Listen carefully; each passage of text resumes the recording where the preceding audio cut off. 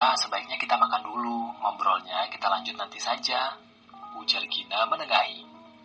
Setelah mendengar Gina bersuara barusan, Aris dan Raka yang tadinya tengah berdebat pun langsung berdiam kembali.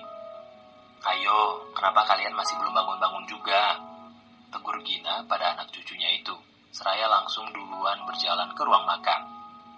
Setelah itu semuanya pun langsung bangun dari duduknya dan mengekor di belakang Gina untuk makan malam. Sesampainya di meja makan, sayang, ini untuk kamu, ujar Rika seraya menyodorkan sepiring penuh makanan lezat yang diambilnya barusan khusus diambilkan untuk calon menantunya itu. Gak usah repot-repot, Bu. Ana kan bisa mengambilnya sendiri.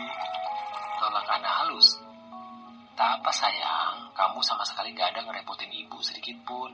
Ibu malah senang sekali karena kamu mau berkunjung ke sini. Jadi sebaiknya kau terima saja, ujar Rika memaksa. Baiklah, terima kasih Bu, ujar Ana akhirnya. Jujur saja, makanan yang disuguhkan oleh Rika adalah makanan yang begitu menggugah selera makannya. Hanya saja, karena Ana merasa tak enak dan merepotkan orang lain, jadi Ana menolaknya. Aris langsung berdehem saat melihat ulah mamanya itu. Kau kenapa sayang? Kau juga ingin mama layani? Tanya Rika seraya menatap ke arah anaknya itu. Ya tentu saja mama, aku kan anakmu. Tapi kenapa rasanya aku jadi tersisih sekarang? Ujar Aris seraya pura-pura memberengut kesal. Apakah kau cemburu? Mama lebih perhatian pada calon menantu mama ini. Ujar Rika seraya mengerlingkan sebelah matanya untuk menggoda anak bujangnya itu. Mama bicara apa? Aris kan sudah kasih tahu kalau Ana itu cuma membantu di rumahnya Aris, bukan sebagai kekasih.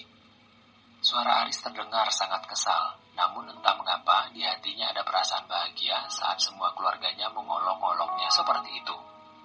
Sudahlah, kau tak perlu berbohong. Sebegitu malunyakah kau mengakui gadis cantik ini sebagai kekasihmu? Oma sudah tak sabar ingin melihat kalian segera naik ke pelaminan. Jadi, Oma harap setelah Ana lulus sekolah nanti, kalian harus menikah secepat mungkin. Ujar Gina menengahi, seraya menatap ke arah Ana yang saat ini tengah memakan nasinya. Ana langsung terbatuk saat mendengar ucapan Gina barusan. Aris yang kebetulan memang duduk bersebelahan dengan gadis itu langsung dibuat panik, lalu memberikan gelas air putih miliknya kepada Ana. Ana pun langsung cepat-cepat menerimanya dan meneguknya sampai habis dalam sekali tegukan. Apa kau tak apa-apa? Tanya Aris khawatir. Ya, Ana tak apa-apa, Pak. Wajah Ana langsung bersemu merah saat mendapat perhatian dari pria itu. Wah, kalau Bapak bersikap seperti ini pada Ana, siapapun juga memang akan mengira kalau kita berdua adalah sepasang kekasih. Jadi, tolong berhentilah bersikap seperti ini, batin Ana. Sementara itu semua keluarga Aris yang menyaksikan perhatian Aris kepada Ana saat ini langsung dibuat senyum-senyum tak jelas.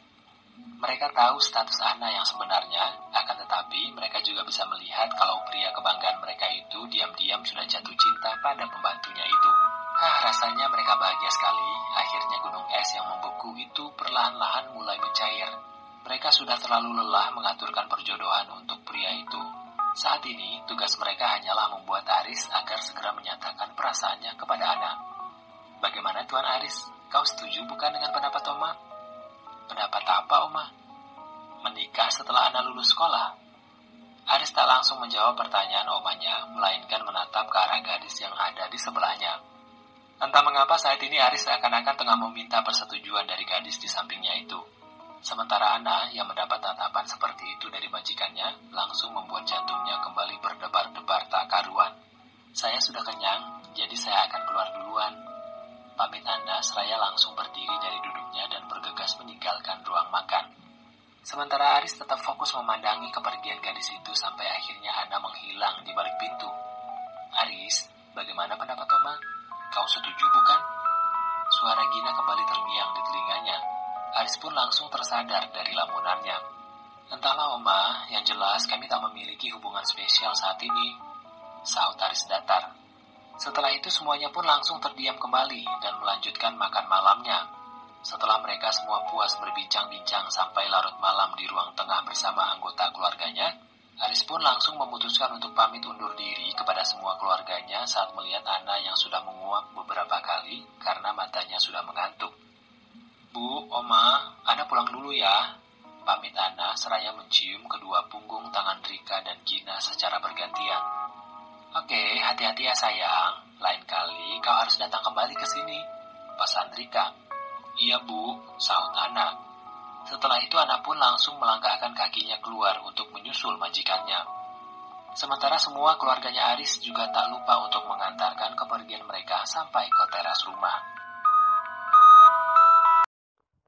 Terima kasih sahabat 1001 Kisah. Jangan lupa like, share, and subscribe untuk mendapatkan notifikasi 1001 Kisah lainnya.